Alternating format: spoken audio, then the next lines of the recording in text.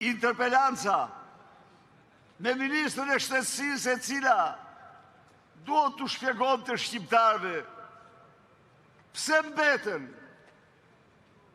në kthetrat në duart të vdekjes të smurt tanë me smundje të rënda malinje për shkak të ilaçeve.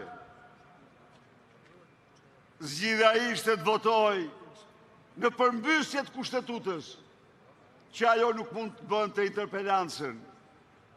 Dhe 2 ditë më vonë, Edi Rama, me cinizmin më ekstrem, do t'ja kishte lakmi çdo njeri pa shpirt dhe çdo diktator. U thot shqiptarëve se të smurt me kancer mbeten pa mjekime se ata ishin shumë dhe ne nuk kishim para. A ka qëndrim? A ka krim më të shëmtuar të poshtë se këtë?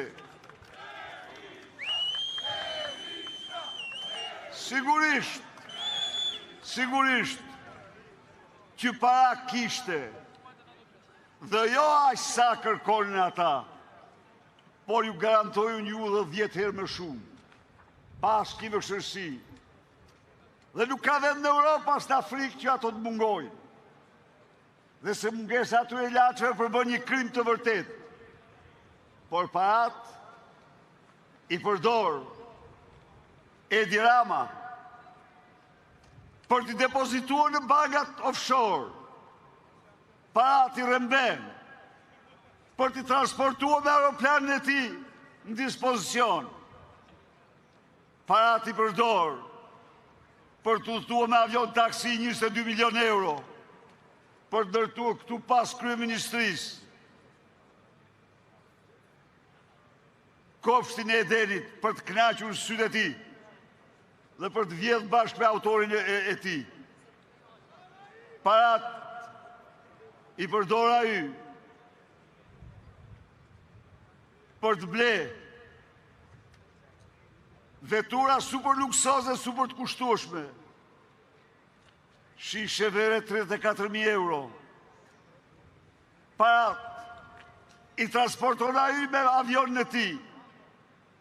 Natyrisht për të smurt nuk mbeten para. Për të smurt mbetet dënimi i asaj smundje. Dhe siç e ndigjuat,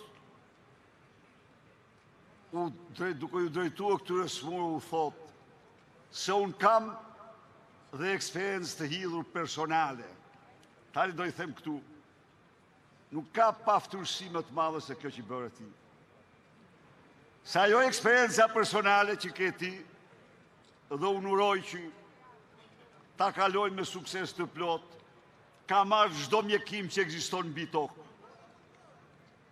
Kurse ata që ishin të njerëkës, qytetarët dhe qytetarët e thjesht i lënë spital, pa ilaçe, dhe ke paftërsi të thuash se ke dhe eksperiencë personale.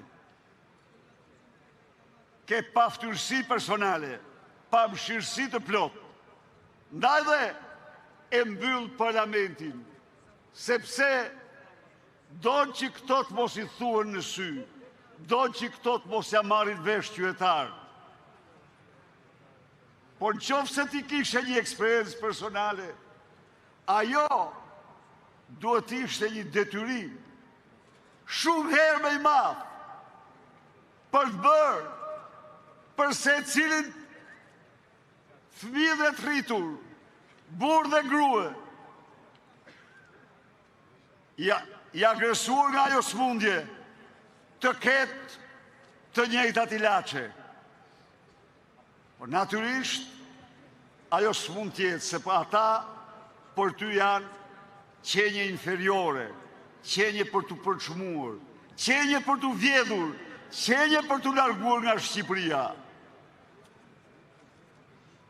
Në këto kushte, u bëre domosdoshme dalja në shesh, në një platformë parlamentare qytetare.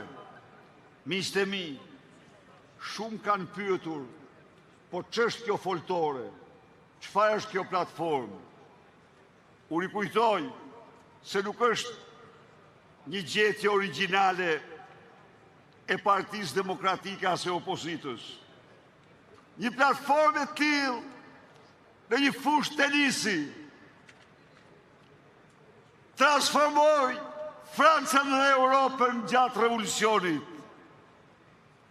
Parlamenti kontinental transformoi Shtetet e Bashkuara dhe i bëri ato superfuqinë më të madhe të kohërave.